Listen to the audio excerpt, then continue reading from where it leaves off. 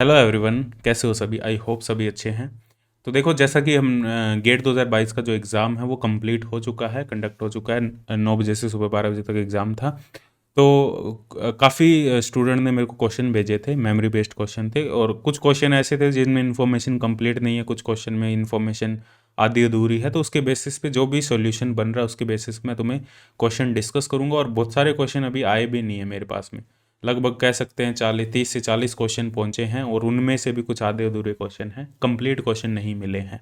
ठीक है, फिर भी देखो, जो क्वेश्चन यहाँ पे मैं डिस्कस कर रहा हूँ, ठीक है, इनमें से जो मैच हो रहे हैं वो मैच कर लेना। और फिर भी ऐसे क्वेश्चन हो जो क्वेश्चन तुम्हें डाउट है, तुम्हें याद है, और तुम्हें उसका आंसर पता करना है, तो मेरे को टेलीग्राम ग्रुप पे या व्हाट्सअप नंबर पे भेज देना 9560182735 पे। ठीक है, तो ये क्वेश्चन मेरे को, इतने ही क्वेश्चन मिले जितने मैं यहाँ पे डिस्कस करने वाला हूँ तुमसे। तो देखो, एक क्वांटम मैकेनिक्स का एक क्वेश्चन था, जो फर्स्ट क्वेश्चन है हमारे पास में। जो तुम्हें ऑपरेटर गिवन है, एक्स कैप ऑपरेटर गिवन है, इससे एसोसिएटेड तुम्हें मैट्रिक्स बतानी थी। ए डैगर ऑपरेटर गिवन है और ए ऑपरेटर भी गिवन है। ए को एन पे अप्लाई करेंगे तो ये आएगा n√n(n-1) स्टेट। ठीक है, तो इसकी जो मैट्रिक्स है वो हमें बनानी थी। और ये क्वेश्चन काफ़ी, जो तैयारी कर रहे हैं वो क्वेश्चन, ये तो उनके लिए बहुत ईजी है।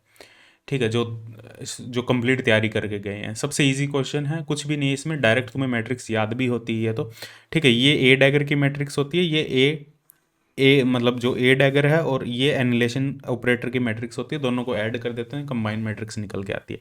तो इसका जो फाइनल आंसर होगा, यदि 3x3 की मैट्रिक्स तुम्हें, आई थिंक एग्जाम में मेरे को लग रहा है 3x3 की मैट्रिक्स गिवन थी, तो जो 3x3 की मैट्रिक्स होगी वो ये होगी,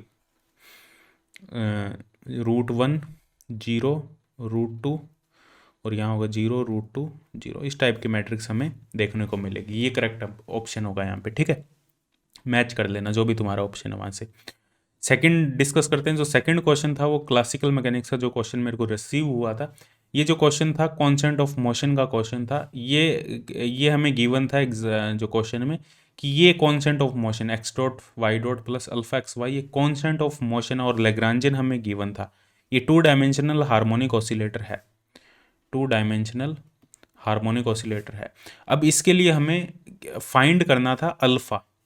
यदि ये जो क्वांटिटी है X dot Y dot plus alpha X Y constant of motion है, तो अल्फा फाइन, ये पीडीएफ फाइल है, मैं टेलीग्राम ग्रुप पे सेंड कर दूंगा, वहाँ से देख लेना। ठीक है, कंप्लीट मैं सॉल्यूशन नहीं बता रहा यहाँ पे, फालतू टाइम वेस्ट नहीं कर रहा, क्योंकि तुम्हारा नेट का एग्जाम भी है काफ़ी स्टूडेंट का। तो उस पर फोकस करो। यदि अभी, मैं तो यही रिकमेंड करूँगा कि अभी मत देखो इस वीडियो को, लेकिन बनानी ज़रूरी है। ठीक है, बाद में नहीं बनती है, फिर 2-3 दिन बाद टाइम निकल जाता है, फिर बनाने का कोई फ़ायदा भी नहीं होता। ठीक है, तो जो CSR नेट के लिए प्रिपरेशन कर रहे हैं कंप्लीट, यदि देखो गेट का एग्ज़ाम, यदि देखो गेट का जो एग्ज़ाम था वो, हम बात करें एग्ज़ाम की, तो वो मॉडरेट लेवल का एग्ज़ाम था। ठीक है, मॉडरेट लेवल का। अब हम ये भी नहीं कह सकते बहुत इजी था। लास्ट ईयर वाला जो एग्ज़ाम आया था बहुत ज़्यादा इजी आया था। ये वाला जो एग्ज़ाम था वो मॉडरेट लेवल का था, थोड़ा सा हम कह सकते हैं एवरेज से थोड़ा सा अबव था, अबव एवरेज था, थोड़ा सा डिफिकल्ट कह सकते हैं अपने, क्योंकि 3 घंटे में क्वेश्चन, कुछ क्वेश्चन ऐसे थे बहुत ज़्यादा लेंथी क्वेश्चन भी थे, 2 नंबर में जो क्वेश्चन पूछे गए थे, और MSQ टाइप का क्वेश्चन ऐड करने से थोड़ा सा लेंथी हो, जो पेपर का लेवल है वो डिफ़िकल्ट हो गया था। तो कट ऑफ भी उस वजह से कम रहने की पूरी पूरी, मतलब ये है भाई, कट ऑफ कम रह सकती है यहाँ पे। ठीक है, लास्ट ईयर के कंपैरिजन में कट ऑफ कम रहेगी। ठीक है, हाँ, तो इसका जो आंसर होगा, बस तुम्हें क्या करना था इसमें, इसमें तुम्हें ये करना था, मैं यहाँ पे थोड़ा सा दूसरे पेन से बना देता हूँ। हमारे पास में ये dA/dt होता है पॉइजन ब्रैकेट। ठीक है, Poisson bracket AH dA/dt, del A/डेल T। ये तो जीरो टर्म थी हमारे पास में। ठीक है, इसका तुम्हें पॉइजन ब्रैकेट लेना था। पॉइजन ब्रैकेट लेके जब इसको सोल्व करोगे K/M आएगा। और इवन तुम इसको कम्यूटेशन से भी कर सकते हो, क्योंकि कम्यूटेशन और पॉइजन ब्रैकेट में हमारे पास में एक रिलेशन होता है। ठीक है, तो वो यूज़ करके भी तुम कर सकते हो, और दोनों से आंसर आएगा, जो आंसर आएगा वो K/M आएगा यहाँ पे। ठीक है, ये देख लेना इसको। वैसे मैंने यहाँ पे कम्यूटेशन लेकर किया, वैसे पॉइजन से भी कर सकते हो। कम्यूटेशन और पॉइजन में एक रिलेशन होता है, वो रिलेशन तुम्हें पता होना चाहिए। एक्स और PX कम्यूटेशन, और एक्स और PX पॉइजन ब्रैकेट में एक रिलेशन होता है। IH नहीं आता उसमें, उसकी वैल्यू 1 होती है हमारे पास में, बस ये तुम्हें यूज़ करना था। ठीक है, तो K/M इसका आंसर होगा। जो थर्ड क्वेश्चन है S5Z, ये जो मुझे क्वेश्चन देखने को मिला, सिलेंड्रिकल कोऑर्डिनेट, इनमें से बताना हार्मिशन कौन सा होगा।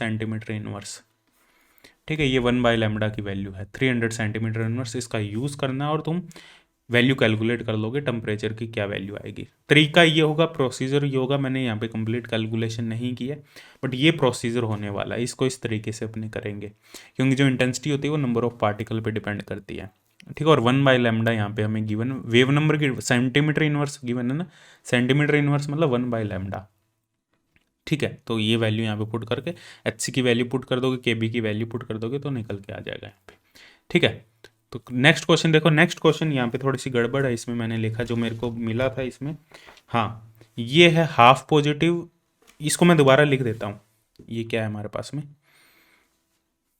ये हमारे पास में हाफ पॉजिटिव, और ये भी है हमारे पास में half positive, half positive, half positive.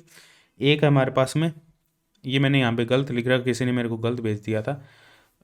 एक सेकंड, मैं इसको दोबारा लिख देता हूँ, इसको एक बार हटा देना यहाँ से। जो हमारे पास में हाफ पॉजिटिव, ये भी हो सकता है इसमें भी कोई मिस्टेक हो, एक चेक कर लेना। 3 positive, 0 positive, 3/2 positive, half negative. तो इनमें से हमें बताना था ये कौन सी अलाउड है, फर्स्ट फॉरबिडन है, सेकंड फॉरबिडन है, थर्ड फॉरबिडन है, ये हमें बताना था। ठीक है, फर्स्ट की डेल्टा जे की ये है हमारे पास में J1, इसको ले लो J2। तो जो डेल्टा जे होगा हमारे पास में वो होगा J1 - J2 to J1 + J2। तो यहाँ पे डेल्टा जे की वैल्यू कौन क्या क्या हो सकती है, 0 1 हो सकती है, यहाँ पे डेल्टा जे की वैल्यू 4 हो सकती है, यहाँ पे डेल्टा जे की वैल्यू 3 हो सकती है, यहाँ पे डेल्टा जे की वैल्यू 1 और 2 हो सकती है। प्लस माइनस भी लिख सकते हो तुम इसको, plus minus plus minus plus minus plus minus plus minus plus minus. ठीक है, +-1 +-2 हो सकती है। और हमारे पास में ये टेबल है। ठीक है, L = 0 ये हमारे पास में अलाउड है, ये ट्रांजिशन रूल बताए थे मैंने तुम्हें। ठीक है, ये फर्मी होगा, गामो टेलर होगा, 0 0 +-1 पैरिटी नो चेंज अलाउड के लिए। ये होगा हमारे पास में फर्स्ट फॉरबिडन के लिए L की वैल्यू होगी, एंगुलर मोमेंटम की वैल्यू 1, डेल्टा जे की वैल्यू होगी 0 +-1 0 +-1 +-2, पैरिटी चेंज होगी। ये होगा हमारे पास में सेकेंड फॉरबिडन, और ये होगा हमारे पास में थर्ड फॉरबिडन। ठीक है, और ये होगा +-2 +-3 +-3 +-4, पैरिटी चेंज होगी नहीं होगी, पैरिटी यस, पैरिटी यहाँ पे चेंज होगी। तो यहाँ पे देख लो, सबसे पहले वाला हमारे पास में पैरिटी चेंज नहीं हो रही, और क्योंकि पॉजिटिव पॉजिटिव पैरिटी, और डेल्टा या तो 0 डेल्टा J +-1 हो सकता है या 0 हो सकता है। तो 0 इसमें भी आ रहा है, इसमें भी आ रहा है, लेकिन पैरिटी चेंज नहीं हो रही, तो हमारे पास में ये अलाउड होगी, जो फर्स्ट वाली है वो अलाउड होगी हमारे पास में। ठीक है, और ये वाली तो क्लियर ही नज़र आ रहा है, थर्ड फॉरबिडन होगी हमारे पास में। वो एक ऑप्शन में देख लेना थर्ड फॉरबिडन गिवन है या नहीं है। थर्ड फॉरबिडन होगी ये हमारे पास में, और इसके बाद में 3 और डेल्टा +-3 वाली और पैरिटी चेंज नहीं हो रही, तो ये यहाँ पे आई थिंक मेरे हिसाब से यहाँ पे भी पैरिटी एक नेगेटिव साइन आना चाहिए एक में। एक बार चेक कर लेना, यहाँ पे मेरे हिसाब से एक नेगेटिव साइन आएगा, पैरिटी यहाँ पे चेंज होगी। ठीक है, 3 और इसमें हमारे पास में ये सेकंड फॉरबिडन होगी, और जो बच गई वो आई थिंक ये फर्स्ट फॉरबिडन होगी हमारे पास में। पैरिटी चेंज हो रही है, ये फर्स्ट फॉरबिडन होगी, तो ये हमारे पास में आंसर होगा इसका। ठीक है, बाकी इसको करेक्ट देख लेना, 4 पॉजिटिव है या, तो देखो ये मेमोरी बेस्ड क्वेश्चन है, हो सकता है इसमें किसको इतना याद ना रहा हो क्वेश्चन, कुछ इतनी चीज़ याद थोड़ी रहती है, वो पॉजिटिव था नेगेटिव था, इतनी चीज़ कंप्लीट याद नहीं रहता, तो कुछ ना कुछ मिस्टेक भी हो सकती है। उसके अकॉर्डिंग प्रोसीजर ये रहेगा, ये टेबल है, इसको चेक कर लेना। ठीक है, उसके बाद में एक नेक्स्ट क्वेश्चन था हमारे पास में, ये भी क्वांटम मैकेनिक्स का क्वेश्चन था। अब इस क्वेश्चन में देखो, ये जो क्वेश्चन था इसमें हमारे पास में यहाँ पे ये पोटेंशियल है V0, ठीक है, और ये हमारे पास में V0 है, यहाँ पे ये V0 है जो हाइट एक पोटेंशियल शुरू यहाँ से हो रहा है, और ये V0 है हमारे पास में यहाँ पे। ठीक है, ये परटर्बेशन है जो V0 है। अब हमें पता है जो परटर्बेशन का फॉर्मूला होता है हमारे पास में, वो ये होता है Sai star H prime Sai, और H प्राइम कॉन्स्टेंट परटर्बेशन है, V0 सभी में कॉन्स्टेंट परटर्बेशन है। अब V0 को तो अपने बाहर निकाल सकते हैं, तो ये एक टाइप से हम कह सकते हैं V0 साई स्टार साई, ये प्रोबेबिलिटी को रिप्रेजेंट करता है, प्रोबेबिलिटी डेंसिटी को, या हम कह सकते हैं टोटल प्रोबेबिलिटी को, साई स्टार साई। और प्रोबेबिलिटी की बात करें, आई थिंक ये ग्राउंड स्टेट की बात कर रहा था क्वेश्चन में, यदि ग्राउंड स्टेट की बात कर रहा है, तो प्रोबेबिलिटी की बात करें तो प्रोबेबिलिटी का ये ग्राफ होता है हमारे पास में। इसको तुम इंटीग्रेशन से करोगे इस क्वेश्चन को, तो थोड़ा सा लेंथी क्वेश्चन होगा और पॉसिबल ही नहीं होगा सॉल्व करना, क्योंकि 5-10 मिनट तुम लगा दोगे इसमें। तो इसको डायरेक्ट थियोटिकली हमें प्रेडिक्ट करना है। तो जो प्रोबेबिलिटी का हमारे पास में जो ग्राफ होता है, ग्राउंड स्टेट की जो प्रोबेबिलिटी होती है वो कुछ इस टाइप से होती है। ठीक है, जो ग्राउंड स्टेट होती है 0 से L के बीच में, जो वेव फंक्शन होता है हमारे पास में, कंप्लीट नहीं बता रहा, √2/L sin n πx/L, ये हमारे पास में वेव फंक्शन होता है। तो इसको प्लॉट करोगे, ग्राउंड स्टेट को जो प्लॉट करोगे उसका स्क्वायर करोगे तुम ग्राउंड स्टेट का, तो वो ऊपर जाएगा। ठीक है, थोड़ा सा ऊपर हो जाएगा वो, ये साई स्क्वायर का हमारे पास में प्लॉट होगा। और सेकंड केस की बात करेंगे, तो सेकंड केस में हमारे पास में L/6 0 to L/6 ये वाला रीजन होगा, और ये वाला रीजन, ये दोनों रीजन इसके अंदर आएंगे, ये वाला रीजन और ये वाला रीजन। ठीक है, 0 to L/6, और ये आएगा हमारे पास में 2L/3 से L। ठीक है, ये दोनों L/6 होंगे, ये दोनों लिमिट आएगी, तो ये फर्स्ट से ज़्यादा होगा हमारे पास में, हम कह सकते हैं। और जो थर्ड रीजन है उसमें सिर्फ L/6 होगा, 0 से L/6 वाला रीजन आ रहा है हमारे पास में। ठीक है, जो थर्ड है, और जो सेकंड है उसमें 2 L/6 वाले रीजन आ रहे हैं, तो हम कह सकते हैं E2 है वो E3 से तो ज़्यादा होगा, ये यहाँ पे श्योर है। ठीक है, और E2 E3 से ज़्यादा होगा, तो यहाँ पे ऑप्शन तुम एलिमिनेट कर सकते हो, और फिर तुम्हें देखना है भाई जो E1 है वो E2 और E3 के साथ में कैसे मैच कर रहा है। ठीक है, वो तुम्हें इससे ही आइडिया लग जाएगा बेसिकली, मेरे हिसाब से यहाँ तक तुम्हें कंप्लीट आइडिया लग जाएगा। अब उतना अपने प्रेडिक्ट ऐसे नहीं कर सकते कि 0 से L/3 अपने 0 से L/3 वाला ज़्यादा होगा, या 0 से L/6 और 2L/3 से L वाला ज़्यादा होगा, वो आई थिंक हमें सॉल्व करना ही पड़ेगा, या तुम्हें ऑप्शन से यहाँ पे आइडिया लग जाएगा। तो यहाँ पे एक ऑप्शन तो हमें ये मिल रहा है कि E2 की जो वैल्यू है वो E3 से ज़्यादा है। बाकी डायग्राम आई थिंक मेरे हिसाब से जितना मिला है वो एग्जैक्ट डायग्राम है, यही क्वेश्चन है। थोड़ा सा कन्फ्यूजिंग क्वेश्चन था, और काफ़ी स्टूडेंट ऐसे भी होंगे जो इसको कंप्लीट सॉल्व करने लग गए होंगे। और इस टाइप के क्वेश्चन को ऐसा करना होता है कि एक बार के लिए छोड़ दो। ठीक है, जब भी तुम्हें मान लो तुम आगे नेट का एग्ज़ाम भी दोगे, CSIR नेट का, तो इस टाइप का क्वेश्चन यदि तुम्हें कहीं ना कहीं मिल जाए नेट में, जो तुम्हें पता है भाई इसमें तो बहुत ज़्यादा कैलकुलेशन लगने वाली, या थियोटिकल प्रेडिक्शन करना भी बहुत ज़्यादा मुश्किल हो रहा है, तो एक बार लीव कर दो इस क्वेश्चन को। ठीक है, लास्ट में देखो इसको जब टाइम हो तुम्हारे पास में, क्योंकि बहुत सारे क्वेश्चन होते हैं, जरूरी नहीं है हर क्वेश्चन हमसे हो वहाँ पे। ठीक है, और होता भी नहीं है ऐसा, हर क्वेश्चन सॉल्व भी नहीं हो सकता। ठीक है, तो E2 ग्रेटर देन E3 है, बाकी ऑप्शन देख लेना। जो E1 है वो कौन सा मैच कर रहा है, फर्स्ट होगा, सेकंड होगा, थर्ड होगा, कौन सा ऑप्शन मैच करेगा यहाँ पे। ठीक है, 7th की बात करें, जो एक ओपैम का क्वेश्चन था यहाँ पे इलेक्ट्रॉनिक्स में, ये जो क्वेश्चन था यहाँ पे ये देख सकते हो तुम, पॉजिटिव फीडबैक है ये। ये पॉजिटिव फीडबैक का केस था, ये नेगेटिव फीडबैक नहीं है, पॉजिटिव फीडबैक का केस था। तो पॉजिटिव फीडबैक के लिए हमें ये जो सर्किट है ये एक स्क्वायर वेव जनरेटर की तरह बिहेव करेगा। तो इसमें जो आउटपुट वोल्टेज होगी वो या तो वी सैचुरेशन हो सकती है, पॉजिटिव वी सैचुरेशन, या नेगेटिव वी सैचुरेशन हो सकती है। एक स्क्वायर वेव मिलेगी हमें इस टाइप से। तो हमारे पास में ये जो स्क्वायर वेव है वो वाला करेक्ट ऑप्शन होगा पॉजिटिव फीडबैक के लिए। ठीक है, ये मैंने ओपैम अच्छे से जब लेक्चर लिए थे मैंने ओपैम के, तो मैंने अच्छे से बहुत अच्छे से डिस्कस की थी हर चीज़। ठीक, गेन कैसे फाइंड करते हैं और सारी चीज़ें अच्छे से डिस्कस की हुई है।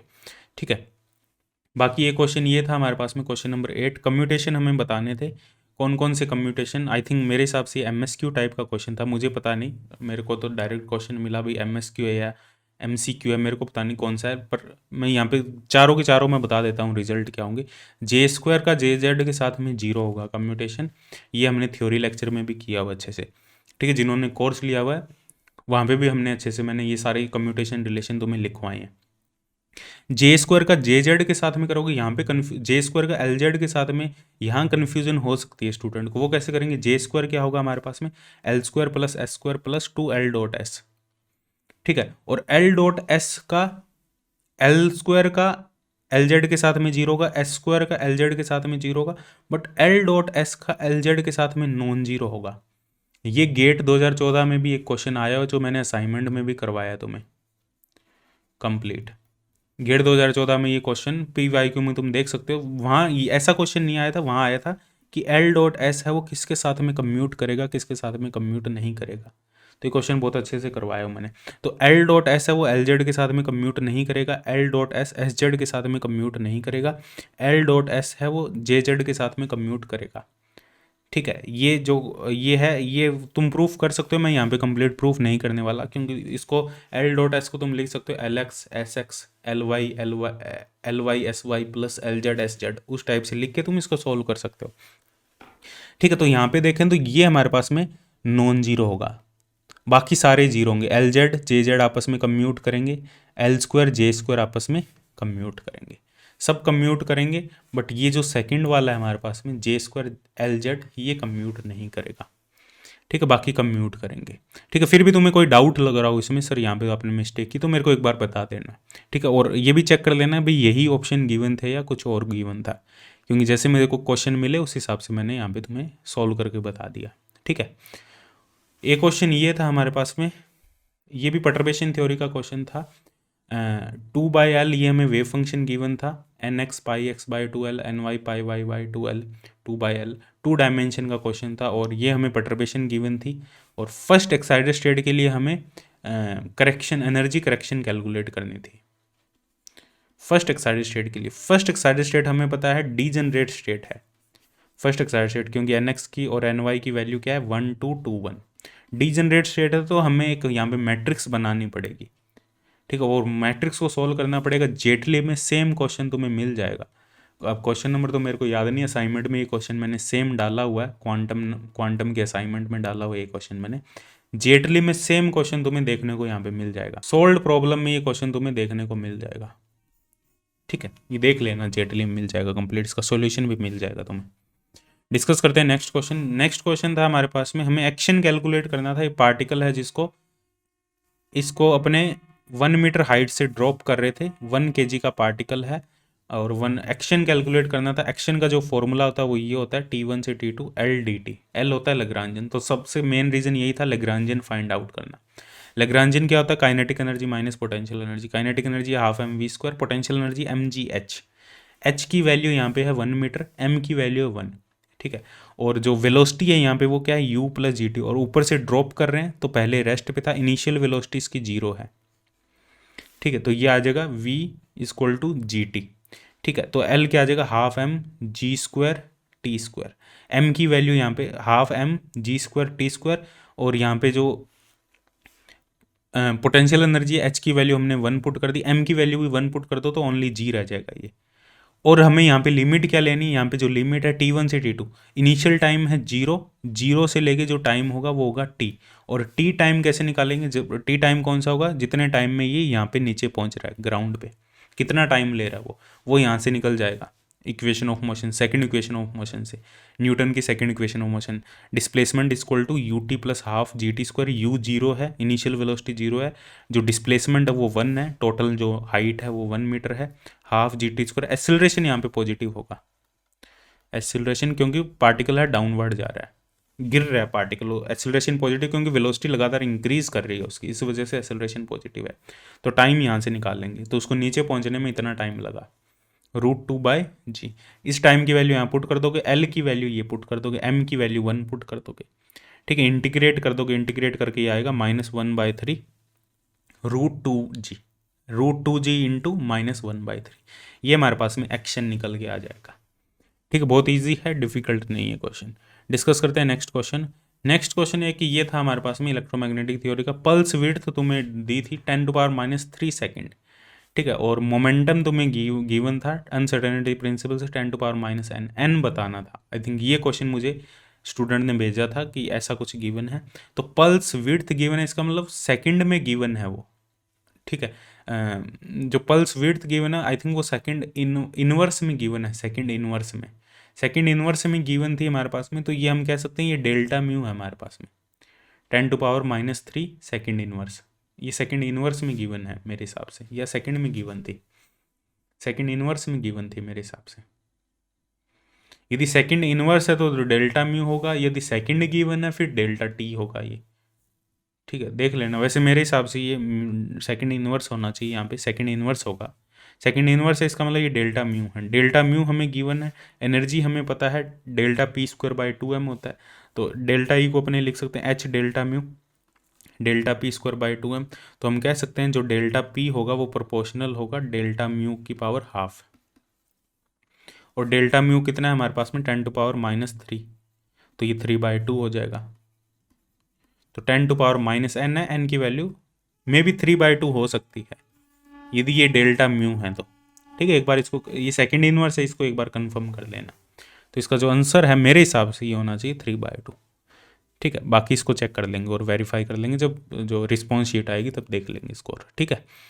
एक जिमान इफेक्ट का क्वेश्चन था, जिमान इफेक्ट में मेरे को स्टूडेंट ने भेजा था, सर जिमान इफेक्ट में ये पूछा गया था कि जो पाई और सिग्मा कंपोनेंट है वो उसमें पूछ रहा था वो इलेक्ट्रिक फील्ड कंपोनेंट है जो पैरेलल होगा या एंटी पैरेलल होगा, ठीक है। ये मैंने जिमान इफेक्ट में बहुत अच्छे से तुम्हें बताया हुआ है। यदि मैग्नेटिक फील्ड के परपेंडिकुलर डायरेक्शन में देखेंगे, यदि मैग्नेटिक फील्ड के परपेंडिकुलर डायरेक्शन में अपने देख रहे हैं, हमारी आंख यहाँ पे है, इसके परपेंडिकुलर डायरेक्शन में अपने देख रहे हैं, तो मैग्नेटिक फील्ड के जो पैरेलल इलेक्ट्रिक फील्ड कंपोनेंट होगा वो पाई कंपोनेंट होगा, और मैग्नेटिक फील्ड के परपेंडिकुलर जो इलेक्ट्रिक फील्ड कंपोनेंट होंगे वो सिग्मा कंपोनेंट होंगे, और इसके पैरेलल जो इलेक्ट्रिक फील्ड कंपोनेंट होगा वो पाई कंपोनेंट होगा, ठीक है। ये हमारे पास में इसका जो थियोरेटिकल डिस्क्रिप्शन है। और यदि मैग्नेटिक फील्ड के अलोंग देख रहे हैं, ये तो है परपेंडिकुलर देख रहे हैं, यदि मैग्नेटिक फील्ड के अलोंग अपने देख रहे हैं, इसके अलोंग देख रहे हैं, तो यहाँ पे हमारे पास में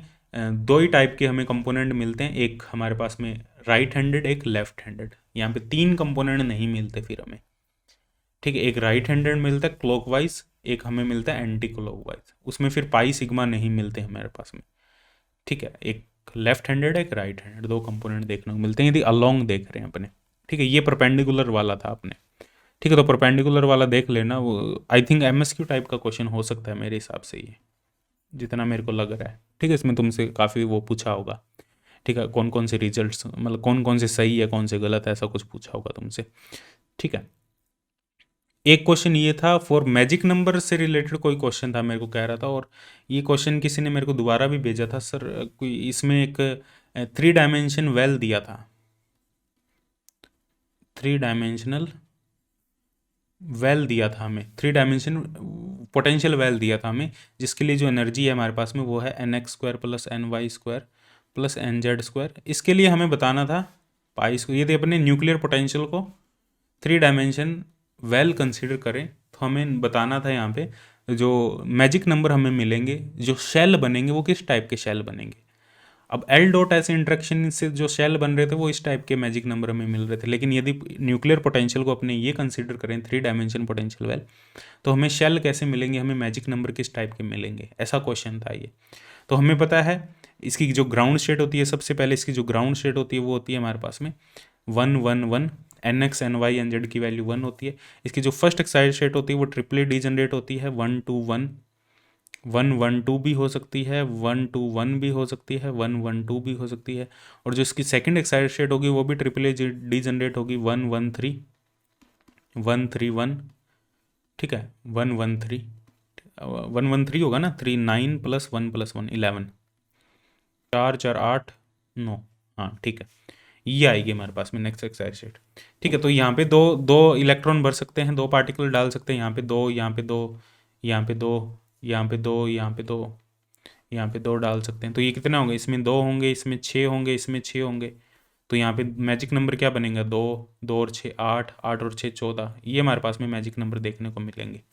ठीक है, इस टाइप से। आगे नेक्स्ट एक्साइटेड स्टेट देखो, वो भी हमारे पास में कितनी होगी, वो भी 2 2 1 के बाद में कौन सी आएगी, 2 2, ये 9 हो गया हमारे पास में। इसके बाद 11, 1 3 1 वाली, 1 3 1, 1 1 3, ठीक है, 1 3 3, सॉरी 1 1 3 हो गया, 1 3 1 हो गया, और 3 1 1। ठीक है, इसके लिए हमारे पास में यहाँ पे भी 6 और आ जाएंगे तो ये 20 हो जाएगा। तो ये हमें मैजिक नंबर देखने को मिलेंगे। ठीक है, बाकी एग्जैक्ट क्वेश्चन मेरे को भेज देना, मेरे को जितनी इन्फॉर्मेशन मिली उस हिसाब से मैंने बता दिया, ये हो सकता है। ठीक है, फिर भी तुम्हें डाउट लग रहा हो कमेंट में मेरे को बता देना, सर ये एक्चुअली ये क्वेश्चन था, बाकी मेरे को व्हाट्सअप कर देना है, टेलीग्राम ग्रुप पे भी सेंड कर सकते हो। ठीक है, एक क्वेश्चन ये था हमारे पास में, sigma alpha sigma beta sigma beta sigma alpha क्या था हमारे पास में, ये ऑप्शन थे कुछ। ठीक है, इनमें से ये ऑप्शन है वो करेक्ट होगा, 2 आयोटा डेल्टा अल्फा बीटा। ठीक है, ये वाला देख लेना, सभी को पता है, बहुत सिंपल है, ये सिंपल क्वेश्चन है, और सब जिसने पॉलीमेट्रिक्स पढ़ी है उसको ये याद होंगी प्रॉपर्टी। ठीक है, अब देखो यहाँ पे मेन कंक्लूजन यही निकल के आता है कि रिवीजन सबसे इंपॉर्टेंट है, रिवीजन नहीं है तो कुछ नहीं है। ठीक है, जितनी ज़्यादा रिवीजन करोगे उतना तुम्हारे लिए फ़ायदा है, चाहे नेट का एग्ज़ाम हो चाहे गेट का एग्ज़ाम हो। ठीक है, पढ़ लिया जितना पढ़ लिया, लास्ट मंथ तो तुम्हारा लास्ट 15 to 20 डेज तो कंप्लीट रिवीजन में ही जाने चाहिए, चाहे कुछ भी हो। जो पढ़ा है एटलीस्ट वो याद रहना चाहिए, रिवीजन का ही सारा खेल है, क्योंकि चीज़ें याद ही नहीं आ रही हो तो अच्छा ये क्या था, सिग्मा अल्फा सिग्मा बीटा, ये याद नहीं आता वहाँ पे। वैसे रिवाइज करते हैं, हाँ पता होता है सिग्मा अल्फा सिग्मा बीटा ये होता है, लेकिन जब एग्जाम में बैठते हैं तो ये चीज़ें याद नहीं आती, फिर सारे कन्फ्यूज हो जाते हैं, सारे ऑप्शन एक जैसे दिख रहे होते हैं। ठीक है, तो वो रिवीजन होनी चाहिए सबसे अच्छी। ठीक है, बाकी ये क्वेश्चन प्लाज्मा फ्रीक्वेंसी का भी था, और प्लाज्मा फ्रीक्वेंसी का मैंने फॉर्मूला लिख दिया है, ये वाला, ये फॉर्मूला यूज़ कर लेना। ठीक है, NE² एप्सिलॉन नॉट m की power half omega P n की पावर हाफ, इससे रिलेटेड एक क्वेश्चन था, वो देख लेना तुम जैसा भी हो। ठीक है, प्लाज्मा फ्रीक्वेंसी डायरेक्ट क्वेश्चन किसी ने भेजा था, सिर्फ plasma frequency 10 into something n की पावर ऐसा कुछ गिवन था। ठीक है, तो ये प्लाज्मा फ्रीक्वेंसी का फॉर्मूला है, इस फॉर्मूले से हो जाएगा वो। ठीक है, और ये इंपॉर्टेंट टॉपिक में मैंने बताया था, प्लाज्मा फ्रीक्वेंसी वाला टॉपिक इंपॉर्टेंट है, नेट के लिए भी इसको थोड़ा सा देख लेना। ठीक है, ये इंपॉर्टेंट है टॉपिक। उसके बाद में हमारे पास में, हाँ एक क्वेश्चन ये था, यहाँ पे आई थिंक 3πx था, 3πx 1/√6a √2 sin πx/a √3 कोस था, ये पता नहीं साइन था, यहाँ पे मेरे को काफ़ियों ने कोस भेजा है, काफ़ियों ने साइन भेजा है। ठीक है, मैं खुद ही कंफ्यूज हूँ यहाँ पे, आई थिंक मेरे हिसाब से साइन होना चाहिए, बाकी कोस भी हो सकता है, कोई उसमें फ़र्क नहीं पड़ता। ठीक है, वो डिपेंड करता है हमारा जो पोटेंशियल है वो सिमेट्रिक है या एसिमेट्रिक है, उस पर डिपेंड करता है, कोस भी हो सकता है साइन भी हो सकता है। ठीक है, बस उससे हमें कोई मतलब नहीं है। ये फर्स्ट एक्साइटेड स्टेट है, ये सेकंड है। अब यहाँ पे जो विड्थ थी वो 2a थी, जो विड्थ थी यहाँ पे आई थिंक 2a गिवन था, यहाँ पे विड्थ थी हमारे पास में 2a थी, और यहाँ a गिवन था, तो इसको 2 बनाना था, तो यहाँ पे 2 से अपने को आई थिंक मल्टीप्लाई करना पड़ेगा। तो ये हमारे पास में फर्स्ट एक्साइटेड स्टेट होगी, ये हमारे पास में सेकंड एक्साइटेड स्टेट होगी। तो n=2 स्टेट के लिए, n=2 स्टेट के लिए प्रोबेबिलिटी हमें देखनी थी, तो उसके अकॉर्डिंग तुम्हें ये करना पड़ेगा। बात समझ में आ रही है? बाकी इन स्टेट को तुम्हें इस टर्म में कन्वर्ट करना पड़ेगा तुम्हें, ψ=C1 φ1 C2 φ2 C3 φ3, और जो φn है वो है हमारे पास में √2/2a sin n πx/2a, क्योंकि जो विड्थ गिवन थी वो 2a गिवन थी, तो उसके अकॉर्डिंग करना। बहुत इजी क्वेश्चन था, स्कोरिंग था ये, इसमें मार्क्स नहीं कटने चाहिए थे तुम्हारे, इसमें कोई गलती के चांसेस नहीं थे। बस ये याद रखना था, जो स्टेट थी वो नीचे, जो विड्थ थी वो उसको 2a करना था हमें, फिर देखना था हमारे पास में फर्स्ट एक्साइटेड स्टेट कौन सी है, सेकंड कौन सी है, ग्राउंड कौन सी है, और उसके जो कोफिशिएंट है इस टर्म में इसको लिखने के बाद में जो मल्टीप्लाई में कोफिशिएंट आने थे इनका होल स्क्वायर कर देते तो प्रोबेबिलिटी निकल जाती, यदि नॉर्मलाइज्ड है तो। नॉर्मलाइज देखना पड़ेगा पहले नॉर्मलाइज्ड है या नहीं है। तो इस टाइप से इस क्वेश्चन को तुम कर सकते थे, ठीक है। बाकी एग्जैक्ट मेरे को इसकी फॉर्म नहीं पता, एग्जैक्ट क्या फॉर्म थी इसकी, जो मतलब साइन था, कोस था, या मल्टीप्लाई में क्या था। मैंने तरीका बता दिया तुम्हें, प्रोसेस बता दिया, इस प्रोसेस से होगा, बस ये इस चीज़ का थोड़ा सा यहाँ पे ध्यान रखना, ठीक है। बाकी ये क्वेश्चन हो गया हमारे पास में। एक क्वेश्चन ये भी था, लैंडे इंटरवल रूल का क्वेश्चन था, बिल्कुल सिंपल क्वेश्चन था। Landé interval rule I think ये हमारे पास में गिवन था, V naught L dot S, तो V naught H square by two लिख दिया इसको, एल डॉट एस को लिख दिया हमने J square L square H square by to. और ये जो दोनों हमारे पास में टर्म है, एक J equal to L minus half वाली टर्म है, एक J equal to L plus half वाली टर्म है। तो एल और एस की वैल्यू दोनों के लिए सेम है। इसके लिए एल और एस की वैल्यू सेम है तो दोनों का एनर्जी जो डिफरेंस लेंगे अपने, तो एल और एस वाली टर्म कैंसिल हो जाएगी, सिर्फ जे वाली टर्म बचेगी। एक में जे है 3/2, एक में जे है हाफ, दोनों को सॉल्व कर लेंगे तो V naught H square by two into 3 आएगा। बाकी देख लेना आंसर क्या है, ठीक है। V naught H square by two into 3। बाकी और क्वेश्चन में कुछ और इन्फॉर्मेशन हो तो देख लेना, ठीक है। बाकी एक हमारे पास में एक जो थर्मोडायनेमिक्स जो स्टैटिस्टिकल मैकेनिक्स से क्वेश्चन था, इंटरनल एनर्जी और हेल्महोल्ट्ज फ्री एनर्जी में एक रिलेशन पूछा था। बहुत इंपॉर्टेंट रिलेशन है ये, कितनी बार ये रिलेशन मैंने बताया हुआ है तुम्हें, ठीक है। स्टैटिस्टिकल मैकेनिक्स में मैंने जहाँ भी क्लासेस लिए, मैंने यहाँ पे अभी कोर्स में स्टैटिस्टिकल मैकेनिक्स नहीं करवाया है। यूट्यूब पे भी मैंने स्टैटिस्टिकल मैकेनिक्स यदि कोई क्लास ली है जो इंपॉर्टेंट, एक अपने मैराथन सीरीज़ की थी गेट में, वहाँ पे ये क्वेश्चन ज़रूर किया था हमने, ठीक है। ये फॉर्मूला भी लिखा था और इसको कैसे फाइंड करते हैं वो भी चीज़ें लिखी थी, ठीक है। तो ये इजी था, ये फॉर्मूला याद रखना ही चाहिए। तो ये तो बहुत इंपॉर्टेंट, मोस्ट इंपॉर्टेंट फॉर्मूला है ये, तो तुम नेट में भी याद रखना, नेट में भी तुम्हें यहाँ से 1-2 क्वेश्चन मिल जाएंगे, ठीक है। एक 90 नंबर क्वेश्चन और था, ये एमएसक्यू टाइप का क्वेश्चन था हमारे पास में।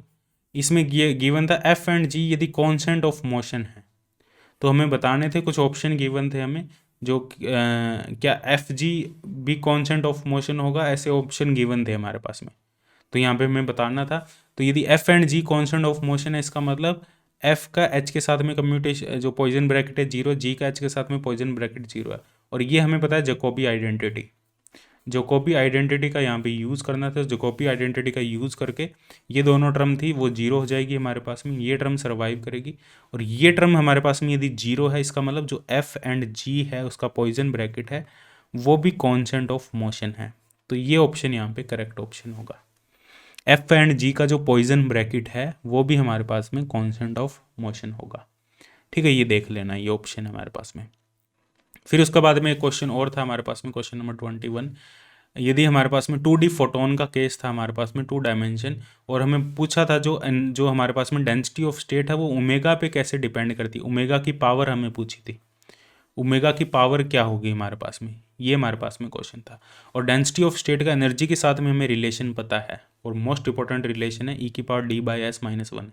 डी की वैल्यू 2 है, 2 डायमेंशन फोटोन है, उस 2 डायमेंशन फोनोन है, और फोनोन के लिए एनर्जी और हमें पता है रिलेशन, एनर्जी और हमारे पास में जो मोमेंटम में रिलेशन है फोनोन के लिए वो ये है E=PC।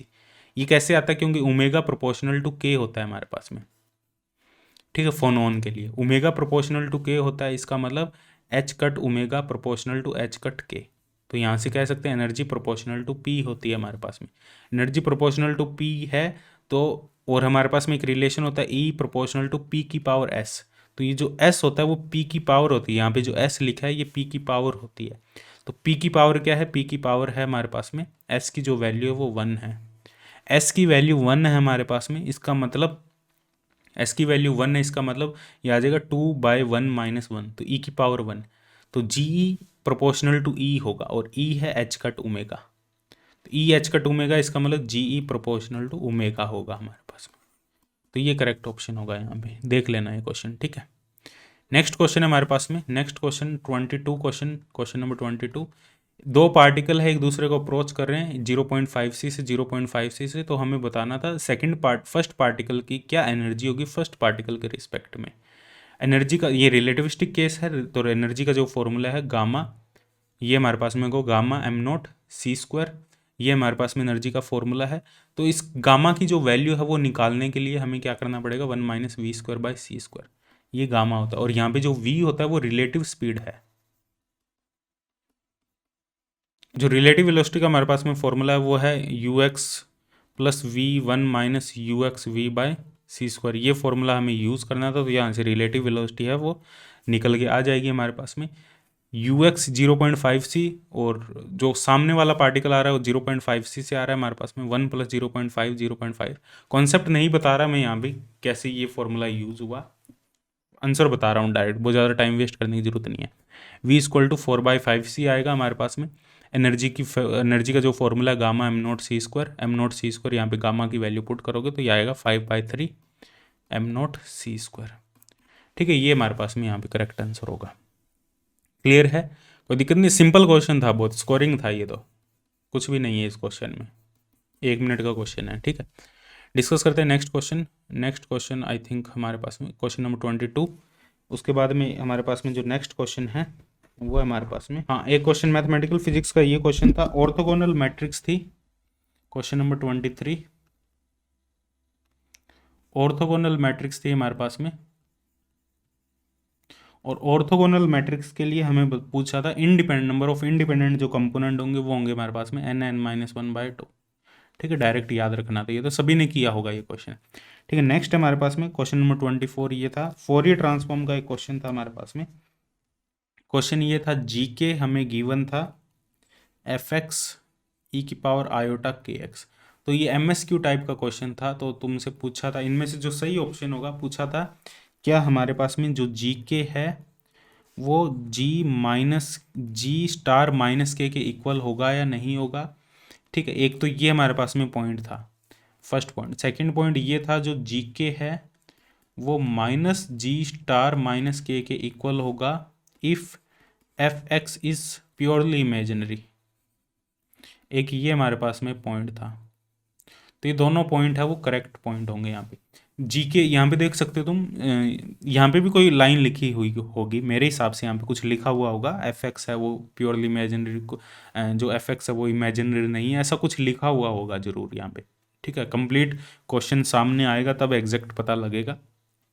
ठीक है, तो यहाँ पे e⁻i⁴kx है, स्टार करेंगे, इसका स्टार करेंगे, इसका मतलब इसका भी स्टार होगा, जी स्टार करेंगे तो हम क्या कह सकते हैं, f का भी स्टार होगा e⁻−i⁴kx। और फिर k को -k करेंगे, तो k को -k करेंगे तो ये तो प्लस हो जाएगा। और यहाँ पे आई थिंक f, यहाँ पे कोई कंडीशन लिखी होगी कि f रियल है, ऐसा कुछ लिखा होगा, f रियल है, ऐसा कुछ यहाँ पे गिवन होगा, तो ये ऑप्शन है वो करेक्ट होगा हमारे पास में। ठीक है, और ये ऑप्शन यदि देखें, यदि fx इमेजिनरी है तो fx का जो स्टार होगा वो -fx होगा। यदि fx इमेजिनरी है तो fx का स्टार -fx होगा, तो ऑटोमेटिकली एक आगे माइनस साइन आ जाएगा यदि fx प्योरली इमेजिनरी है हमारे पास में। ठीक है, तो ये एक हमारे पास में क्वेश्चन था, क्वेश्चन नंबर 24। ठीक है, और क्वेश्चन था एक हमारे पास में सिंगुलर पॉइंट वाला एक क्वेश्चन था हमारे पास में, सिंपल क्वेश्चन था एकदम। क्वेश्चन नंबर 25 1 - x², और ये था हमारे पास में y∬ 2xy' + y = 0। Singular point बताने थे, कोई रेगुलर सिंगुलर इरेगुलर सिंगुलर नहीं पूछा था, I think direct singular point पूछा था। तो सिंगुलर पॉइंट के लिए क्या कर लो, इसको डिवाइड कर दो 2x 1 - x² से, y' + 1/1 - x², y = 0। Singular point यहाँ पे क्या होंगे हमारे पास में, ये हमारे पास में है p, ये है हमारे पास में q। ठीक है, लेट्स से दिस इज, ये जो हमारे पास में टर्म है, इसको, इस टर्म को अपने a0 लें, इसको a1 लें, इसको a2 लें, तो ये जो टर्म है वो है a1/a0 और ये टर्म है a2/a0। तो a0 पे डिपेंड करता है, ये जो दोनों a1/a0, इसको p लिख दो, इसको q लिख दो। ये जो p टर्म और q टर्म है यदि ये इन्फिनेटिव है तो हम कह सकते हैं वो सिंगुलर पॉइंट है। या तो एक इन्फिनेटिव है या p और q दोनों इन्फिनेटिव है, या इनमें से कोई एक इन्फिनेटिव, तो वो सिंगुलर पॉइंट होगा। ठीक है, तो 1 - x², ये इन्फिनेटिव कब होगी, जब ये 0 होगा, तो x होगा हमारे पास में +-1, x = +1 होगा, x = -1 होगा। तो ये हमारे पास में इसका करेक्ट ऑप्शन होगा, करेक्ट आंसर होगा। ठीक है, एक और क्वेश्चन है हमारे पास में डिफरेंशियल इक्वेशन का, क्वेश्चन नंबर 26। क्वेश्चन ये है हमारे पास में, हमें डिफरेंशियल इक्वेशन गिवन है d²y/dx², जो मेरे को क्वेश्चन मिला है 2x dy/dx + 4y = 0, और हमें y गिवन है a plus B X plus C X square, और हमें यहाँ पे पूछा है कि इनमें से ए बी सी की वैल्यू क्या होगी वो हमें बतानी थी। तो यहाँ पे डबल डिफ्रेंशिएशन करेंगे इसका, पहले एक सिंगल डिफ्रेंशिएशन करेंगे D Y by D X, तो ये आएगा B plus two C X. ठीक है, डबल डिफ्रेंशिएशन करेंगे D square Y by D X square, तो ये आएगा हमारे पास में टू सी। ठीक है, ये वैल्यू यहाँ पे पुट कर देंगे, यही यही हमारे पास में ऑप्शन है, यही कर सकते हैं। और क्या कर सकते हैं इसमें, double differentiating value two C minus put कर दी, two X D Y by D X की value B plus two C X plus four, इसकी value A plus B X plus C X square equal to zero. Solve कर लो इसको, two C minus two X B minus four C X square plus four A plus four B X plus four C X square equal to zero. ठीक है, यहाँ पे देख सकते हो ये दोनों टर्म कैंसिल हो जाएगी, four C X square four C X square. ठीक है, अब एक्स वाली टर्म अलग कर लो, ये एक्स वाली टर्म है, ये एक्स वाली टर्म है, बिना एक्स वाली टर्म अलग कर लो, टू सी और प्लस फोर ए, ये बिना एक्स वाली टर्म है। एक्स वाली कौन सी है हमारे पास में, four B X minus two X B. ठीक है, four B X minus two X B equal to zero. ठीक है, two C plus four A और four B X minus two B X equal to zero. ठीक है, अब यहाँ पे अपने यहाँ पे ए और बी और सी की आई थिंक हमें वैल्यू फाइंड करनी है। तो यहाँ पे देख सकते हो, तो यहाँ से हम कह सकते हैं, कंपेयर कर सकते हो, एक्स के कंपोनेंट को कंपेयर करो तो टू बी जीरो होगा हमारे पास में, और टू सी प्लस फोर ए की जो वैल्यू है वो जीरो होगी हमारे पास में। तो यहाँ से हम कह सकते हैं सी इक्वल टू माइनस टू ए होगा हमारे पास में, और बी इक्वल टू हमारे पास में जीरो होगा। ठीक है, तो इसका यूज़ करके तुम कोई भी जो ऑप्शन गिवन हो तुम्हें उसकी जो वैल्यू है वो प्रेडिक्ट कर सकते हो तुम। ठीक है, तो ये हमारे पास में करेक्ट ऑप्शन होगा। और आई थिंक और ईएमटी के भी कुछ क्वेश्चन थे, लेकिन मेरे पास में इन्फॉर्मेशन करेक्ट नहीं है ईएमटी क्वेश्चन में। ठीक है, एक क्वेश्चन हमारे पास में ईएमटी क्वेश्चन की बात करें तो एक क्वेश्चन मेरे को जो क्वेश्चन मिला था, एक पावर का क्वेश्चन मिला था। एक सोलनॉइड है, उसके लिए हमें एक पावर कैलकुलेट करनी थी। तो पावर का हमारे पास में फॉर्मूला होता है, और उस सोलनॉइड में इलेक्ट्रिक एंड मैग्नेटिक फील्ड है। ठीक है, तो उस सोलनॉइड के लिए पावर कैलकुलेट करनी थी। तो पावर का फॉर्मूला होता है S square by C, S होता है हमारे पास में ई क्रॉस एच। ठीक है, तो ई और एच की वैल्यू हमें कैलकुलेट करनी थी। ई की वैल्यू सोलनॉइड के लिए क्या होगी वो हमें कैलकुलेट करनी थी, और बी की वैल्यू क्या होगी ये मैंने ईएमटी में बहुत अच्छे से थ्योरी में करवाया हुआ है। जब हमने पॉइंटिंग वेक्टर पढ़ा था ना, वहाँ पे ये इस टाइप का क्वेश्चन करवाया हुआ है मैंने। ठीक है, पावर भी कैलकुलेट करवाई है, और किसी सोलनॉइड के लिए पॉइंटिंग वेक्टर भी मैंने कैलकुलेट करवाया तुम्हें थ्योरी लेक्चर में, ईएमटी में। जो यूट्यूब पे मैंने लेक्चर डाल रखे हैं ईएमटी के, वहाँ पे तुम्हें पॉइंटिंग वेक्टर के अलग लेक्चर मिल जाएंगे। ठीक है, वहाँ पे कंप्लीट करवाया हुआ है तुम्हें। ठीक है, तो इस हिसाब से इसको सॉल्व करना था। ठीक है, और बाकी और भी क्वेश्चन थे ईएमटी के, इतने ज़्यादा डिफिकल्ट क्वेश्चन नहीं थे। बाउंड्री कंडीशन के एक दो क्वेश्चन थे, लेकिन एग्जैक्ट इन्फॉर्मेशन नहीं है तो इस वजह से मैं तुम्हें कंप्लीट बता नहीं सकता कि उसमें क्या होगा एग्जैक्टली। बाकी मेरे को बहुत सारे क्वेश्चन तो मिले भी नहीं, और कुछ क्वेश्चन तो एमएसक्यू टाइप के क्वेश्चन तो याद भी नहीं रहते। ठीक है, इतने ही क्वेश्चन मिले थे जितने मैंने तुम्हें करवा दिए। फिर भी तुम्हारे पास में कोई क्वेश्चन हो, ठीक है, कोई भी क्वेश्चन हो तो इस नंबर पे सेंड कर देना, 9560182735 पे व्हाट्सअप कर देना, या टेलीग्राम ग्रुप ज्वाइन कर लो फिजिक्स तड़का। ठीक है, और बाकी देखो, अब यदि अपने एग्ज़ाम की बात करें, एनालिसिस की बात करें, तो हम कह सकते हैं मॉडरेट पेपर था। बहुत ज़्यादा इजी भी नहीं था, बहुत ज़्यादा टफ भी नहीं था। यदि और क्या रिक्वायरमेंट क्या थी इस एग्ज़ाम की, रिक्वायरमेंट इस एग्ज़ाम की थी, थोड़ा कॉन्सेप्चुअल पेपर था, तो इस एग्ज़ाम की रिक्वायरमेंट थी रिवीजन। सबसे जो इंपॉर्टेंट इस एग्ज़ाम की रिक्वायरमेंट थी वो रिवीजन थी। प्रैक्टिस भी इतनी ज़्यादा रिक्वायर्ड नहीं थी, क्योंकि क्वेश्चन हो रहे थे आराम से, इजीली क्वेश्चन हो रहे थे। ठीक है, जितना हमने हाफ पेपर देख लिया, लगभग 26-27 क्वेश्चन देख लिए, तो हम कह रहे हैं भाई बहुत ज़्यादा कैलकुलेशन नहीं थी इतनी ज़्यादा। ठीक है, कॉन्सेप्चुअल था थोड़ा सा पेपर, तो रिवीजन मेन था यहाँ पे। रिवीजन, जिसकी रिवीजन जितनी अच्छी होगी उसका एग्ज़ाम डेफिनेटली अच्छा हुआ होगा, और कट ऑफ है वो कम रहेगी, थोड़ी सी कम रहेगी लास्ट ईयर की कंपैरिजन में। ठीक है, और बाकी बात करें यहाँ पे CSIR नेट फिजिक्स की, तो CSIR नेट फिजिक्स में एक ही है कि रिवीजन पे फोकस करना। ठीक है, बाकी इस वीडियो, यदि तो नेट का पेपर थोड़ा, जो गेट का पेपर है, जो स्टूडेंट नेट के लिए प्रिपेयर कर रहे हैं, गेट का भी एग्ज़ाम दिया, यदि थोड़ा सा ऊपर नीचे हो गया तो कोई दिक्कत नहीं है।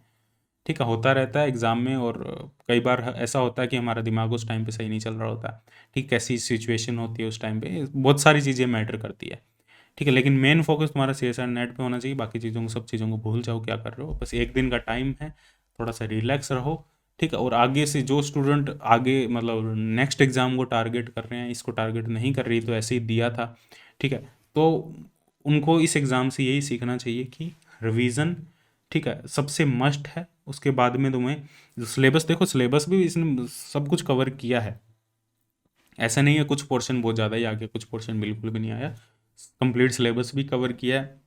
तो तुम्हें 80% लगभग 80-90% सिलेबस भी कवर करना पड़ेगा, और उसकी रिवीजन भी करनी पड़ेगी। जितना हो सके चीज़ों को याद रखने की कोशिश करो, एक ही ट्रिक है, ठीक है, एक ही ट्रिक एग्जाम को क्वालिफाई करने की। प्रैक्टिस तो तुम जब तैयारी करते हो जब करते ही हो, रिवीजन रिवीजन रिवीजन, बस इसके अलावा कुछ नहीं। जितना हो सके याद कर दो, ठीक है, एक एक चीज़ याद होनी चाहिए तुम्हें, बस ये कर लो, तुम्हारे कोई एग्ज़ाम नहीं रुकेगा कभी भी फिजिक्स में, ठीक है।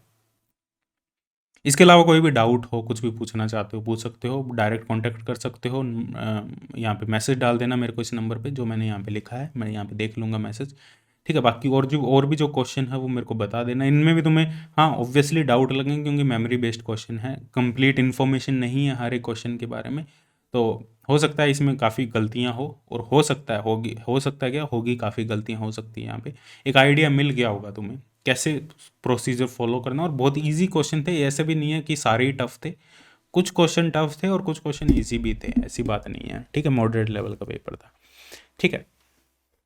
चलो एक मैं जो जो CSIR नेट्स JRF फिजिक्स के लिए जो स्टूडेंट प्रिपेयर कर रहे हैं उनके लिए एक अलग से मैं वीडियो बनाऊंगा, कैसे अटैम्प्ट करना है, किन किन चीज़ों का ध्यान रखना है, ठीक है। और वहाँ पे सिर्फ MCQ टाइप के क्वेश्चन होते हैं, वहाँ का अलग खेल है, गेट का अलग पैटर्न है, नेट का अलग पैटर्न है, ठीक है। तो उसके अकॉर्डिंग अपने करेंगे वहाँ पे, ठीक है।